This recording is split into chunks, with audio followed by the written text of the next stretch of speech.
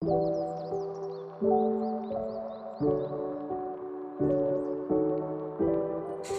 pagi, perkenalkan nama lengkap saya Hermelinda Korneti Sengol dengan NIM 203100008. Tujuan daripada pembuatan video ini adalah untuk memenuhi UAS dari mata kuliah riset operasi.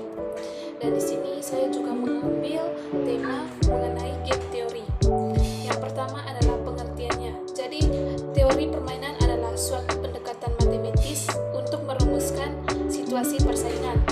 Teori ini dikembangkan untuk menganalisis proses pengambilan keputusan dan dari situasi persaingan yang berbeda dan melibatkan dua atau lebih kepentingan.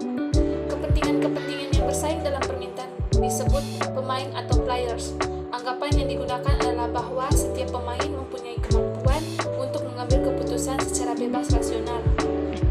Yang kedua adalah latar belakang.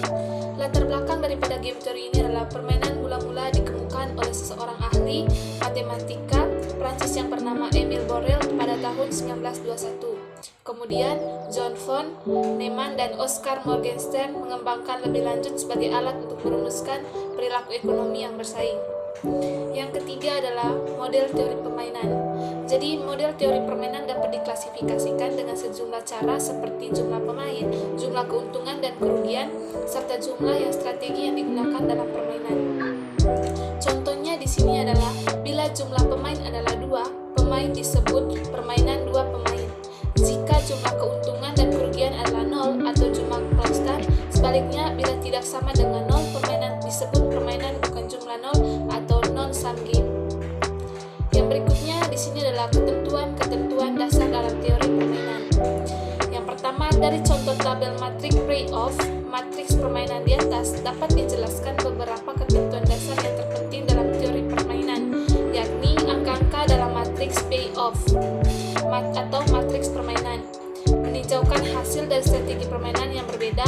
Dalam permainan jumlah pemain, jumlah 0 ini bilangan positif menunjukkan keuntungan bagi pemain baris dan merupakan kerugian dari permainan kolom. Yang berikutnya adalah ketentuan dasar dalam teori permainan. Yang pertama, anggapan yang digunakan adalah bahwa suatu strategi tidak dapat dirusak oleh pesaing atau faktor lain.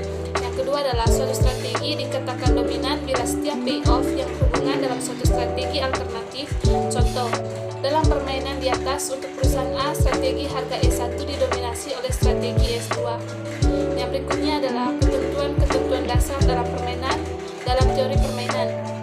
Yang pertama, suatu strategi optimal adalah rangkaian kegiatan atau rencana yang menyeluruh yang menyebabkan seseorang pemain dalam posisi yang paling menguntungkan tanpa memperhatikan kegiatan-kegiatan pesaingnya.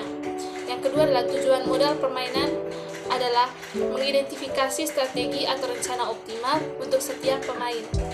Jadi, dan di sini penyelesaian masalah teori permainan adalah menggunakan 2 karakteristik strategi. Yang pertama adalah strategi murni. Dalam strategi murni, strategi optimal untuk setiap pemain adalah dengan menggunakan strategi tunggal. Melalui aplikasi kriteria maksim dan kriteria minimax, nilai yang dicapai harus maksimum dan minimax. Baris minimum dari minimax kolom, titik ini dikenal sebagai titik pelana atau saddle point. Yang kedua adalah penyelesaian masalah teori permainan. Yang pertama strategi campuran atau mixed strategy game. Penyelesaian masalah dengan strategi campuran dilakukan apabila strategi murni yang digunakan belum mampu menyelesaikan masalah permainan atau belum mampu memberikan pilihan strategi yang optimal bagi masing-masing pemain atau perusahaan. Sekian penjelasan